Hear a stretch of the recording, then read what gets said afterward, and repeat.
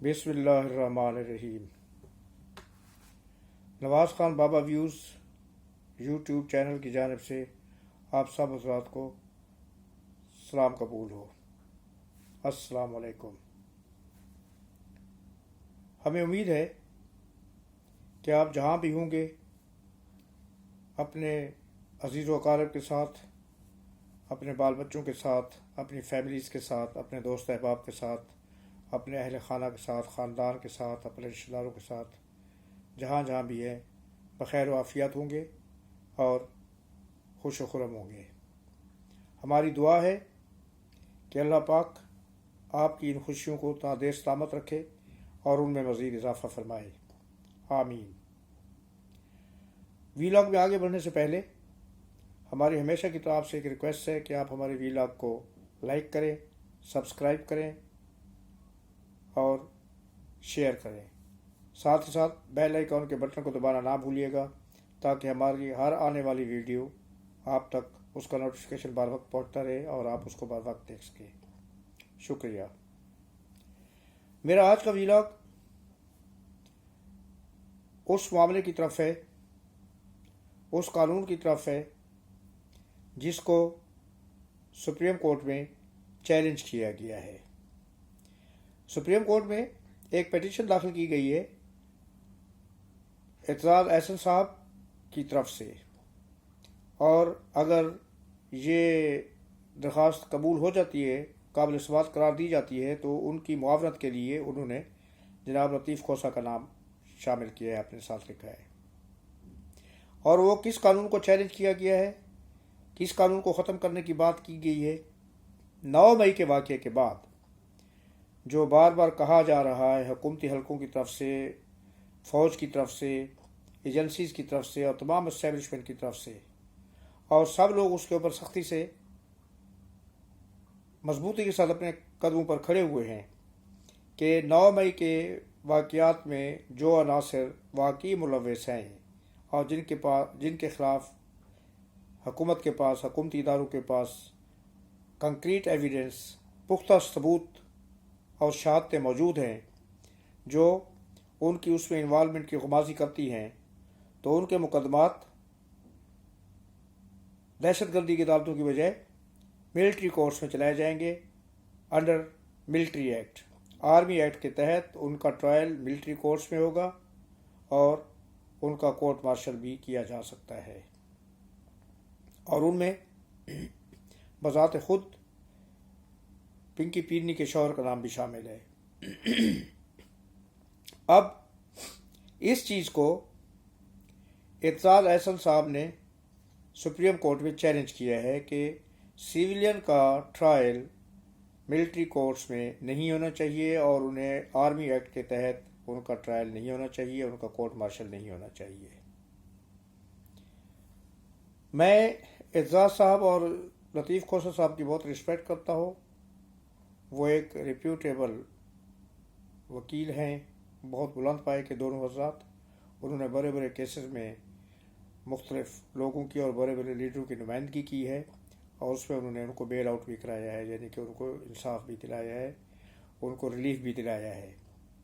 लेकिन वो कहते हैं ना कि उम्र के साथ साथ अक्ल को जंग लगना शुरू हो जाता है।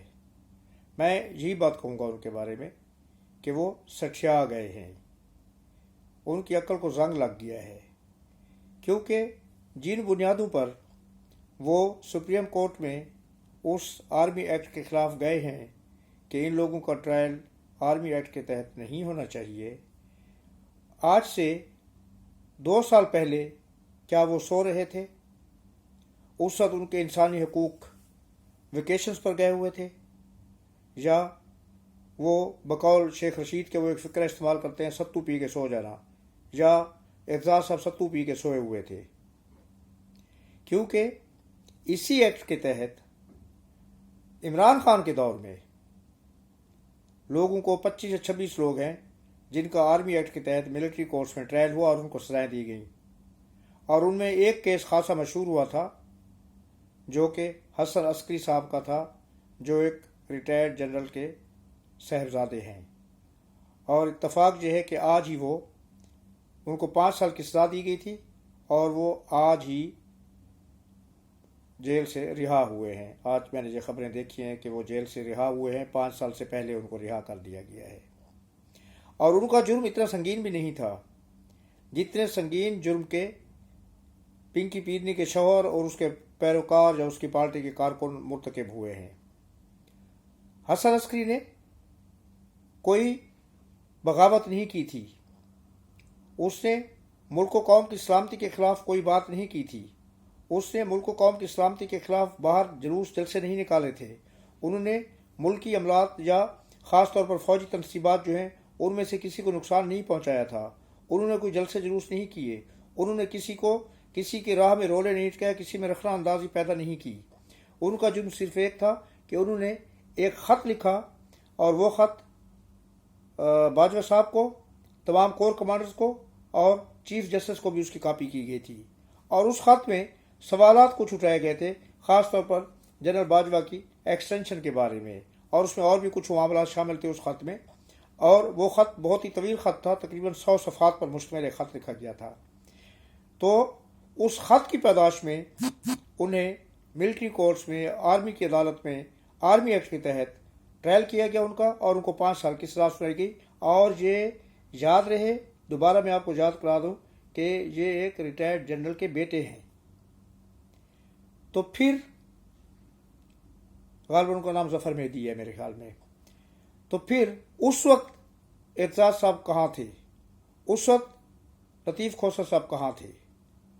آج اگر عمران کا نام اس میں آ رہا ہے اور عمران کے لیے خطرہ محسوس کیا جا رہا ہے کہ ایک میٹر آف پرنسپلز، ایک وہ جو ہوتا ہے کہ پیمانہ متعین کر لیا گیا ہے کہ یہ تمام کے تمام لوگ جن کے ساتھ کنکریٹ ایویڈنس ہیں، جن کے ساتھ پختہ شہادتیں ہیں جن کے خلاف کہ وہ اس معاملے میں ملوث ہیں، خصوصاً ملٹری انسٹالیشن پر حملے کے معاملے میں، تو ان کا ٹرائل جو ہے نا وہ ملٹری کورٹس میں ہوگا۔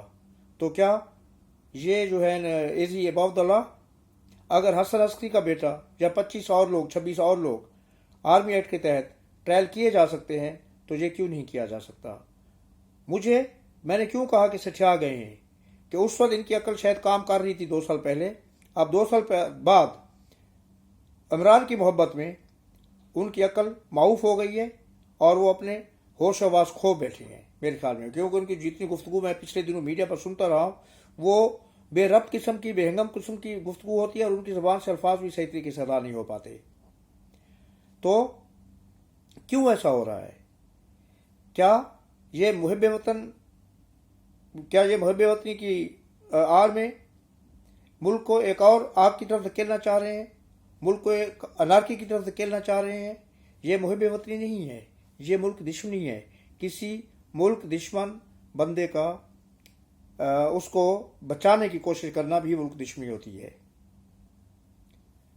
اگر آپ کو اتنا ہی وہ شوق تھا تو آپ وہ کیا نام ہے اس کا جو ایک جاسوس پکڑا گیا تھا ہندوستان کا، کلبھوشن جادیو، آپ اس کی بھی پیروی کر لو نا، جا کے اس کو بھی چھڑوانے کی کوشش کر لو، کیونکہ میرے خیال میں کلبھوشن جادیو اور عمران خان کے بیچ میں کوئی زیادہ فرق نہیں ہے، بلکہ یہ زیادہ قابل گرفت جرم ہے جو پنکی پیرنی کے شوہر نے کیا ہے۔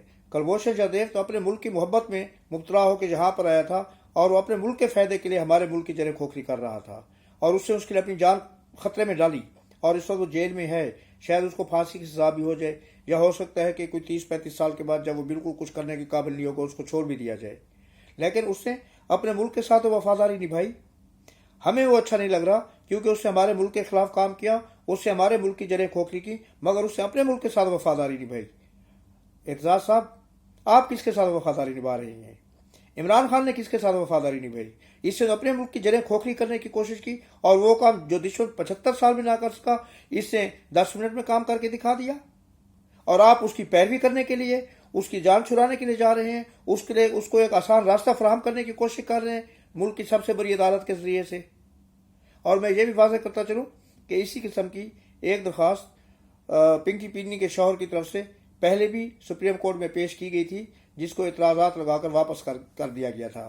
اب اگر اسی پیمانے کو دیکھا جائے، اسی پیمانے پر اس درخواست کو پرکھا جائے تو یہ درخواست بھی اعتراضات لگا کر واپس کر دینی چاہیے، لیکن اگر اس درخواست کو بھی قبول کیا جاتا ہے تو اس کا مطلب یہ ہے کہ دال میں کچھ کالا تو ہے، بلکہ दाल में काला नहीं, पूरी दाल ही काली हो जाएगी।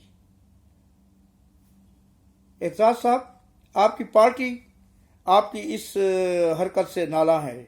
आज बिलावल भुट्टो सरदारी ने सवात में एक जलसे से खिताब किया है और उन्होंने डायरेक्टली आपकी तरफ इशारा करके कहा है कि ऐसा नहीं होना चाहिए था। तो आप खुलेआम फिर ये करें ना, पार्टी से इस्तीफा दें। उसकी पॉलिसियों से अगर आपको इत्तेफाक नहीं है, आप उस पार्टी से रिजाइन करें और पीटीए में शमूलियत इख्तियार कर लें।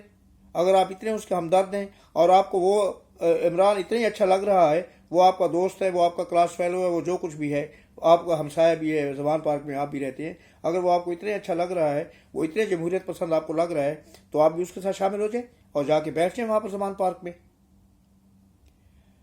मगर खुदारा मुल्क को, कौम को गुमराह मत करें और मुल्क को दोबारा इन वैश्यों की चुंगल में फंसाने की कोशिश ना करें जिन्होंने 9 मई का भयानक जो है वो सानिया बपा किया। कुछ अकल के ना खुल लें। इस उम्र में आके आप अपनी आंख खराब ना करें। आपका एक नाम है, आपकी एक रेपुटेशन है जो बहुत अच्छी थी। अब आप अपना नाम को टार्निश मत करें, उसको ख़राब मत करें। आज के लिए इतना ही। यार जिंदा सोबत बाकी, तो इंशाअल्लाह अगले वीलॉग के साथ फिर हाजिर खिदमत होंगे। उस वक्त तक के लिए इजाज़त दीजिए। अल्लाह आपका हामी व नासिर हो, अल्लाह आपका निगाहबान हो, अल्लाह की अपान में। अस्सलाम वालेकुम, शुक्रिया।